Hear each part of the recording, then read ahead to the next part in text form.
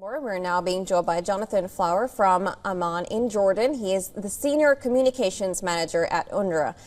Now, thank you so much for joining us as of now. If you could bring us the details and, of course, the latest of how the humanitarian situation is in Gaza right now. Well, obviously the ceasefire, and we have to hope that the ceasefire holds, of course, but that is just the first step towards alleviating the absolutely desperate humanitarian situation. What I can say, of course, is that aid has begun to move into the Gaza Strip, and commercial supplies indeed, because let's not forget that the markets also need to recover. This cannot be done by humanitarians alone. We've had a relatively smooth flow of supply, and colleagues on the ground are reporting to me that they now have the sound of children playing rather than bombardments and airstrikes, which is absolutely critical when you consider that after close to 15 months, everybody's lives and the sound has been punctured by bombardment and strikes. We have to hope that the ceasefire holds, that all the elements of the agreement be implemented, because this is just a stepping stone in the right direction. But the humanitarian situation won't be ended overnight, of course. I mean, that now has to be, we have to have a massive scale up of humanitarian aid as much as possible, with all the right conditions, the quantities, the security, the safety, the ability to distribute wherever we need to distribute in order to deal with this absolutely desperate humanitarian situation. Absolutely. Now, UNRWA, you are the Senior Communications Manager at UNRWA. How has UNRWA been able to communicate and also work in to get the aid across?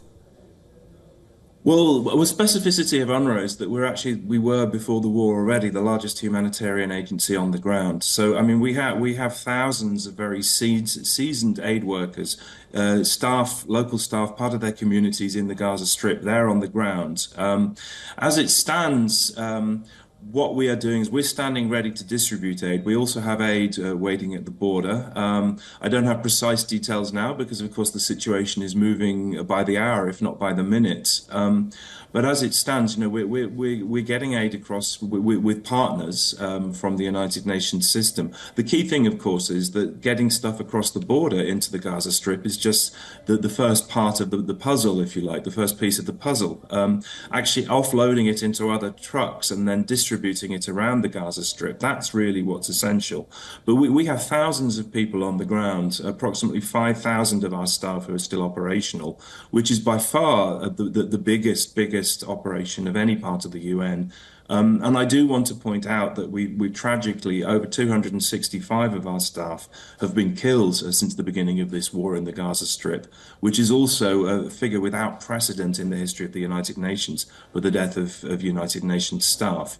So our staff remain stoic. Of course, they've been displaced from their homes like other members of the community, and they are continuing to work, and they really are rolling up their sleeves now to do what they can to maximize this aid operation. All right. And of course, before I let you go, of course, that's the time we have. But how positive are you regarding the second phase, considering how the first phase has been going?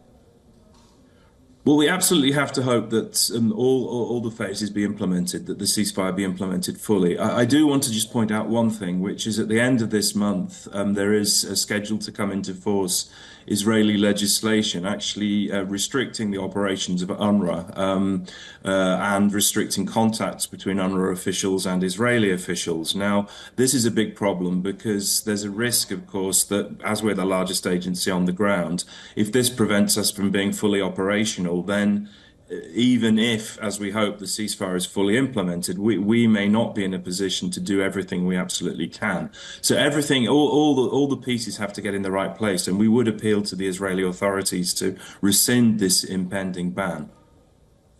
All right. Well, of course, we'll be looking at how, and of course, hoping that this does go into the second and, of course, the third phase, and we look for a solution as soon as possible. Thank you so much for joining us and giving us all the details.